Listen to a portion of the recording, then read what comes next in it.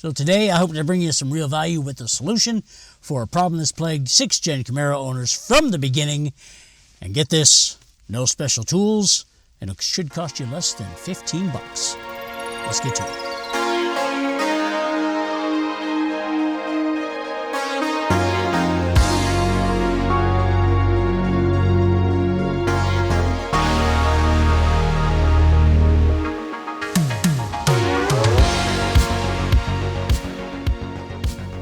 Welcome back, JR here in Bruce, the 2023 Camaro LT1.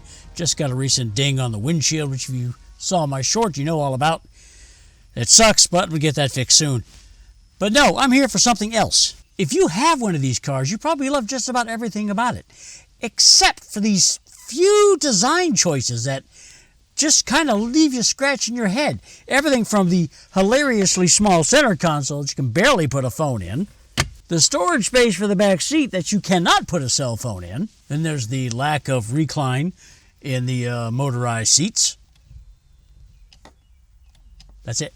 That's all I got. And don't get me started on the struggles that you go through at a drive-thru or an ATM. You all know about those. And then there's this. The AC vents with integrated rotary controls positioned under the radio in front of the shifter with no discernible space that you used to have in the 5th Gen Camaro. That would be a spot that you would throw, loose change, throw your debit card down when you leave the drive-thru after struggling there. That space is no longer there. But if you're coming out of a 5th Gen, throwing something there, or just about any other car for that matter, throwing something there was kind of habitual if you're not thinking about it. Now, the design itself doesn't really bother me. A little awkward to reach around the shifter to the fan speed control. Temperature control is easily accessible, but living in South Carolina, in the South Carolina heat, this design of the vents down below the radio in the direction in which they it poses a problem that's, how shall we say, unique to me.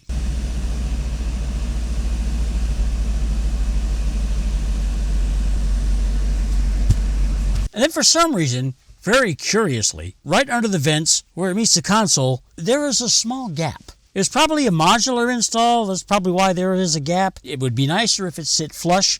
But if you've seen the Facebook posts, if you've seen the Camaro 6 forum posts, if you've seen the Reddit threads, people lose stuff under there. Like I said, coming out of a 5th Gen, that's where you throw your change. That's where you throw your ID. And that gap just likes to eat stuff sometimes. It hasn't happened to me because I've learned my lesson. But some people lose important stuff. They've lost change, IDs, jewelry. If it'll fit there, it'll fall into that pit of despair. And usually the only way to fix it is you've got to take all of this apart to be able to retrieve your item, hopefully. Just to give you an idea, look at this. Depending on how stuff goes in there, look. That much space just before this stops. Now, if it's something smaller than this, it's going to fall down in the hole, i.e. the pit of despair. So I read these posts and I wonder, there's got to be something that doesn't cost an arm and a leg. Something to fill that gap that isn't unsightly. I was thinking about what would be a flexible rubber piece. You'd want rubber so it wouldn't scratch the plastic, still fill the gap, maybe even something you could remove if you thought it was unsightly for a car meet or a show. I thought about windshield wiper rubber. More specifically, in my test, the Bosch Spectrum Direct Rear Wiper Blade R1001. This is a 10-inch wiper blade right here.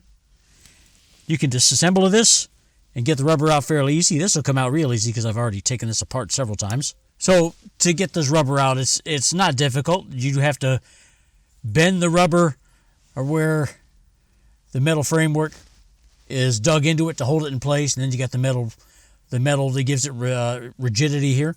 Basically, you just have to bend that out and pull it free from the metal frame, and then once you do that, you can pull the whole thing out, take out the metal.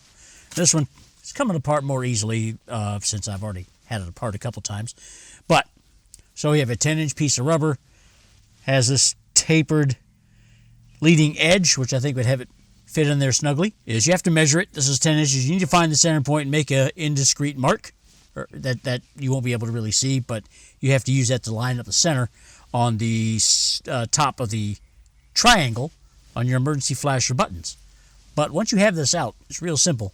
Insert with the leading taper edge, starting at your center point where you made your mark.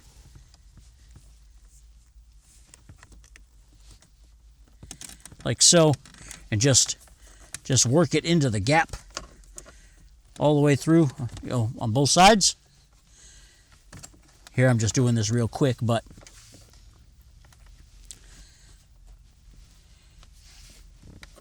I mean, to keep from losing something valuable, that's a pretty easy solution, I think. Now, the 10-inch one didn't fill the gap all the way up on the knee pads. You can get a larger size. But I mean, let's test this out. What have I got? I got, it's not an ID, but it's an ID-like thing. Look at that. Look. I don't think I have any change. No change. But I don't know. That seems like a pretty workable solution for this kind of problem. And if you don't like the way it looks, say you're going to a car show and you don't like the way it looks on the interior for the show, you can just pull it out. I mean, and I think this one at the time I got it was like $13, $12.99 I think. So let me know what you think. I think this is a pretty good idea. You can probably get the longer one that to fill up the sides a little bit more, but I mean, this definitely gets the job done. But that's really it.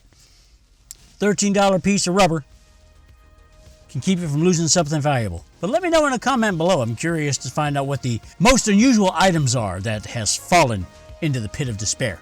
So if you found value in this content, if this is a solution viable for you, please don't forget to put a like in this video, share it to somebody else that could benefit from it. And if you stuck with me this long, thank you for this opportunity to earn your subscription. We're on our way to 1,500, and I can't get there without you. So thank you. I'm JR, and I am out.